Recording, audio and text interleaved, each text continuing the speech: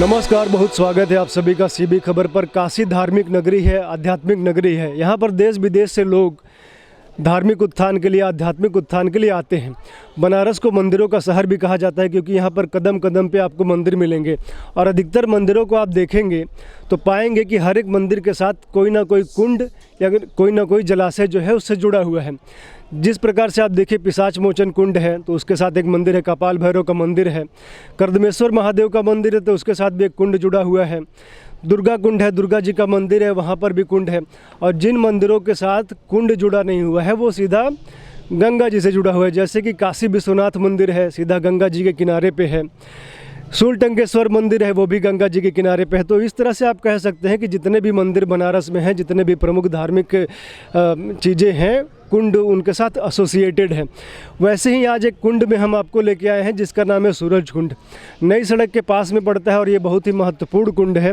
और मोदी जी का जो सपना है काशी को क्योटो बनाने का और कुंडों को साफ़ सफाई का, जब से मोदी जी की सरकार आई है केंद्र में और योगी जी जब से उत्तर प्रदेश में मुख्यमंत्री बने हैं, तब से जितने भी कुंड थे काशी के जो गंधा रहे थे, जिसमें से गंध आ रही थी, दुर्गंध आ रही थी, उनको साफ़ कर दिया गया है, उनका जीर्णोद्धार किया गया है, उनका सुंदरीकरण किया गया है। लेकिन ये जो सूरज कुंड है, यहाँ पर जो कार्य होना चाहिए था वो अभी नहीं हुआ है। बाकी हम स्थानीय जनता से बात करके बताएंगे इसका महत्व क्या है।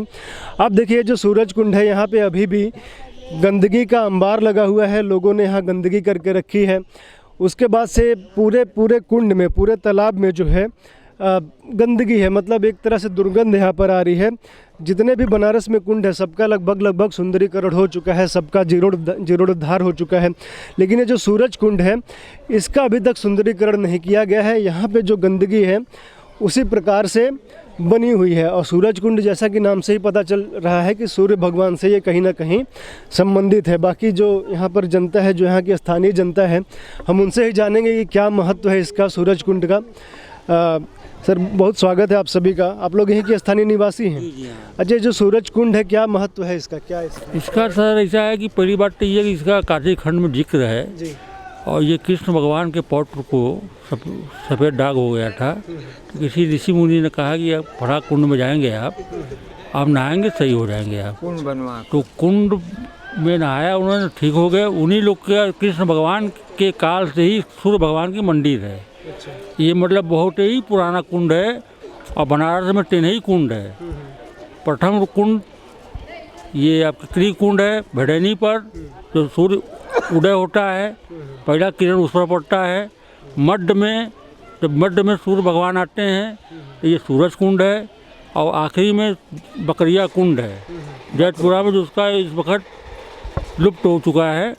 और इसका बहुत काफ़ी महत्व है। जो उसका समझ में आता है आके नहाता धोता है उसको पूर्ण मिलता है इसका है। सूर्य देवता का मंदिर जो आप बता रहे हैं उस तरफ है ना? जी हाँ, उस पर वही वाला है। तो सीढ़ी पे चढ़ के वो जो हमें दिखाई पड़ रहा है वही है? नहीं, यहाँ नहीं दिखाई देगा। सीढ़ी चढ़ जाएंगे आप तो गली से घूमेंगे तो एक साइड में मंदिर है वो, मतलब अच्छा, जो आप देख के ही समझ जाएंगे कितना एक आदि पुराना है ये। अच्छा, जो आप बता रहे हैं कि सफ़ेद दाग हुआ था वो ठीक होता है, तो क्या अभी भी सफ़ेद दाग किसी को है तो अवस्था होता आके नहाता धोता है? सामने जो है 2 आदमी का ठीक हुआ है। अच्छा। एक लेडीज आती थी, समझ ले चौक वार्ड से, तो हम लोग उस समय जवान थे। अच्छा। जवान थे, उसको देखकर हम लोग जो है पढ़े लिखे थे, हम लोग देख कर हट जाते क्योंकि वस्त्र बदलना है उसे।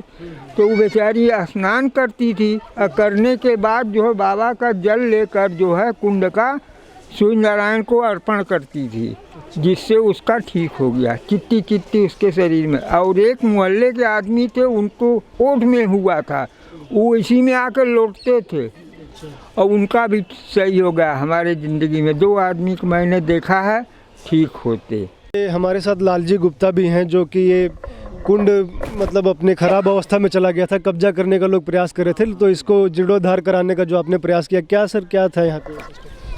श्रीमान जी, यहाँ पर हमको जब पूरा मिट्टी से एकदम पटा हुआ था, एक बूंद जल नहीं था और यहाँ के नवयुवक बच्चे उस पर मैच खेला करते थे, क्रिकेट मैच खेला करते थे। आज बच्चे युवा अवस्था में आ गए हैं। हम लोगों ने वही उस कॉर्नर से हम लोगों ने वो श्रमदान करना शुरू किया। धीरे धीरे सब ठीक हो गया, अब इसमें जल भी आ गया, लेकिन अभी भी कुछ कमी यहाँ पर है। कमियां तो अब ये एक प्रकार से देखा जाए तो ये धमार्द वो मंत्रालय के भी अधीन आता है और पर्यटन मंत्रालय के भी अधीन आता है।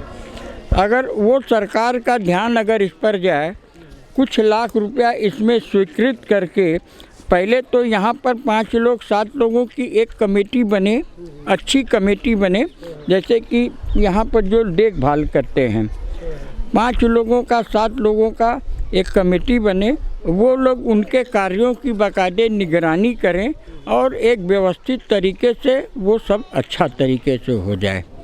क्योंकि अब जगह जगह ये सब देखेंगे ना, सब ये डमरू वाला जो ईंटा है धंस गया है, कहीं पर घास फूस गंदगी, एक सफाई की व्यवस्था हो, कुछ यहाँ पर झूले की व्यवस्था हो कि बच्चे उसमें भी खेल कूद कर सकें, और काना जहाँ पर भी इंक्रोचमेंट है, अतिक्रमण है, उसको भी हटाया जाए। हाँ, मैं बता रहा हूँ वो मकान जो इस कुंड से सटे हुए हैं उनके आसपास की एरिया बिल्कुल एक्वायर्ड हो चुकी है उन लोगों के द्वारा। उधर से आना जाना लोगों का मुश्किल हो गया है। लोगों ने अपने अपने घर के छाजन और तमाम तरीके के वो घरों से नालियाँ निकलती हुई जो कुंडों में जा कर के प्रवाहित होती हैं, ये दूषित वातावरण पैदा कर रहे, जल को प्रदूषित कर रहे हैं।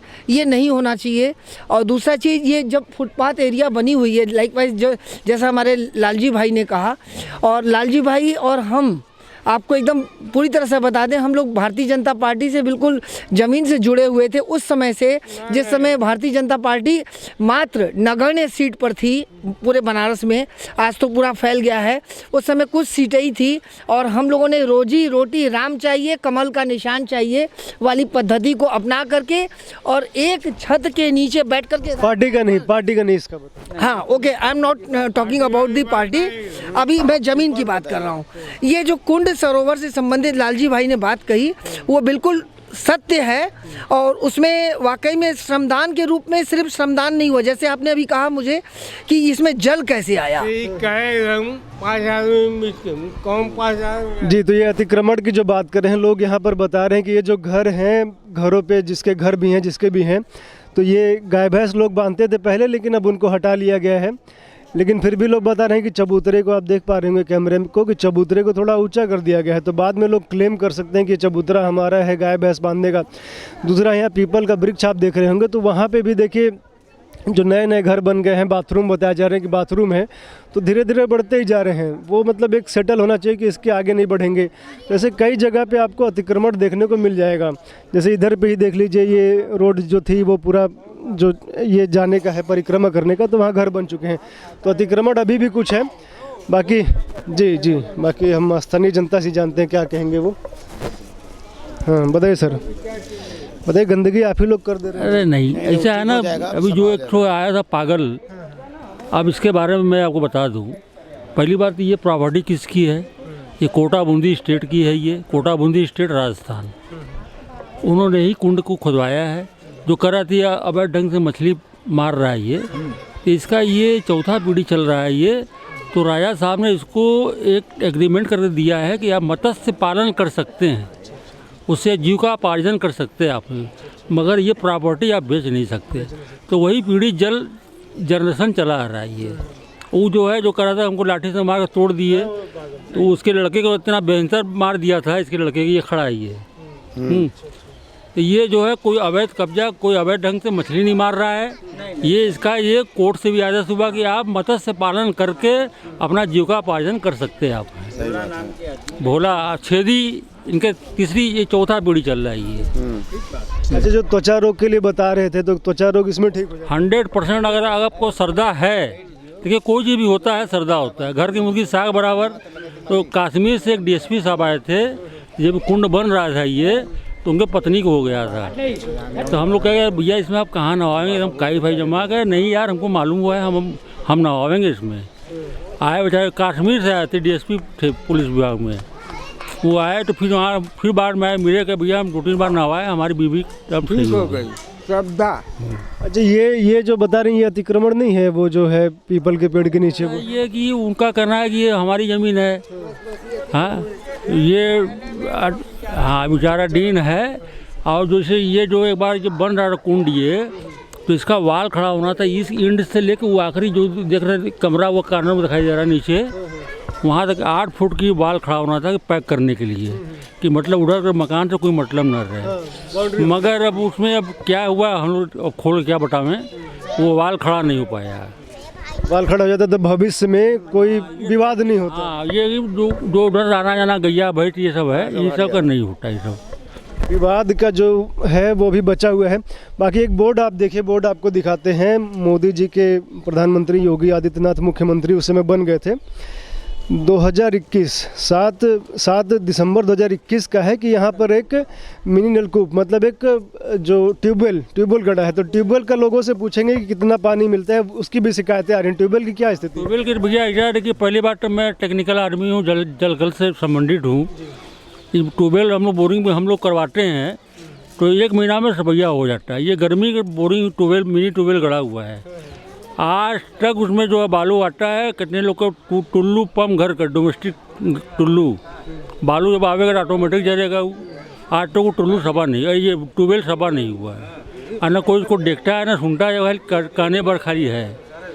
अनिल तिवारी जी का हम कोई शिकायत नहीं कर रहे हैं, मगर उनको चाहिए कि क्षेत्रीय सभासद विधायक थे, उनको कनकवा के निगरानी करना चाहिए। उनके कोटा से ये बना हुआ है और कभी भी आके जनता से उन्होंने पूछा नहीं, लाइन इसका नहीं बिछाई, यहाँ से वहाँ तक बिछाना चाहिए, कोई भी कार्य इसका नहीं हुआ है। कितने घरों में पानी जाता है इस ट्यूबवेल का? समझ जाइए कम से कम 300 फुट लंबा खींच के लाए हैं यहाँ पर, और वही लाइन अगर बीच जाता है यहाँ वहाँ तक जो प्रोजेक्ट में था कि लाइन बिछा दिया जाए, मगर लाइन बिछा नहीं।